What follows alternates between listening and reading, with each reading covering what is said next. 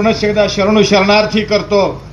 ज्या 12व्या शतकामध्ये ज्या महात्म्यानं जी क्रांती घडवून आणली, त्या क्रांतीची आज देखील प्रेरणा आमच्या मनामध्ये आज देखील तेवत राहते.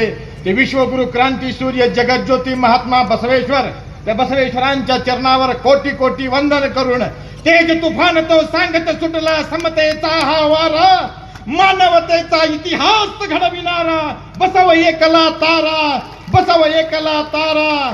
कालही गेला सांगून त्यांच्या कार्याचा दरारा जगाला, म्हणून आजही वाटे अभिमान त्या महात्म्याचा आम्हाला, त्या महात्म्याचा आम्हाला. जय जयकार रे बसवेश्वरांचा, हे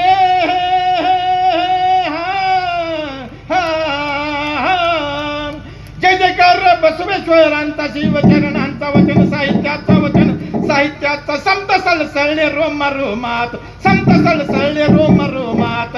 सामाजिक क्रांती झाली समाजात, म्हणून हा मुद्रा स्वाभिमानात.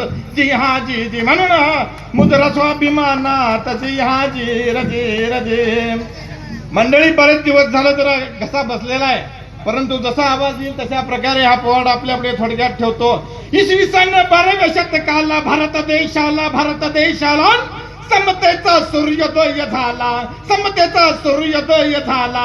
विषमतेवर घात करण्याला, स्त्री पुरुष समान करण्याला, जातीयांताचा लढा लढण्याला समतेचा योद्धा जन्माला आला. जिरहा जी जी, समतेचा योद्धा जन्माला आला. जिरहा जीर जीर जी.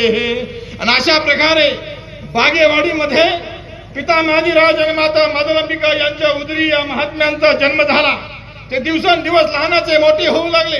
ते जसं जसं मोठे होऊ लागले तसं आजूबाजूच्या परिस्थितीचा अभ्यास करायला लागले, कारण बाल स्वरूप त्यांचे विचार नव्हते. काळाच्याही पुढे जाऊन क्षितिजावर मात करणारे, मानवी विकृतीवर घात करणारे बसवांनाचे विचार होते.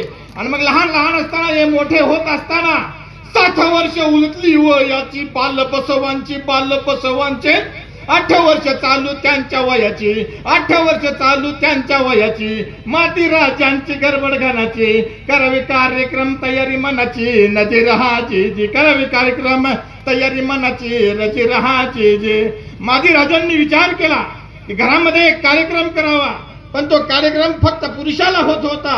बसवांनी हे पाहिलं आणि त्यांनी विचारलं, जर हा संस्कार पुरुषाला होत असेल तर माझ्यापेक्षा मोठी असलेली माझी अक्का नागाईला हा संस्कार प्रथमतः व्हावा. तेव्हा त्यावेळेला त्यातील एकाने सांगितलं, स्त्री ही शूद्र असते.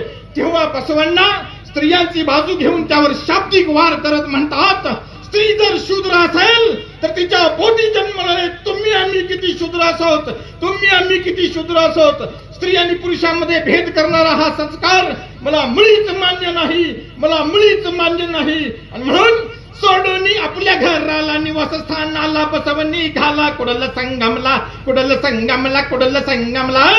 येत कुडल संगमला अभ्यासाने करते समयाला, वाचती अनेक विषयाला, अनेक ग्रंथाला, अनेक ग्रंथाला, अनेक ग्रंथाला.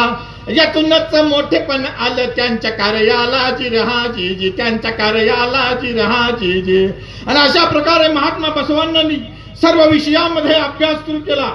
गणित, विज्ञान, सांकेतिक भाषा, कूटलिपी, प्रत्येक विषयाला पारंगत झाला आणि वचनांची निर्मिती व्हायला लागली. आणि याच वेळेला कुडल संगमामध्ये आणखी एक आविष्कार घडवून आणला, आणि तो आविष्कार म्हणजे परशिवाचे साक्षात्कार है, परशिवाचे साक्षात्कार है, इष्टलिंग स्वरूप साकार है. घडविला इष्टलिंगाचा आविष्कार है. जी हा जी जी, आहो आविष्कार रे. जी रहा जी जी. याच ठिकाणी इष्टलिंगाचा आविष्कार घडविला. आणि अशा प्रकारे बसवांची पसरली कीर्ती, ज्ञानाची महती सर्वत्र होती. अनेक जण येणे जाणे करती, विचाराई कोणी धन्य होती. जी रहा जी जी.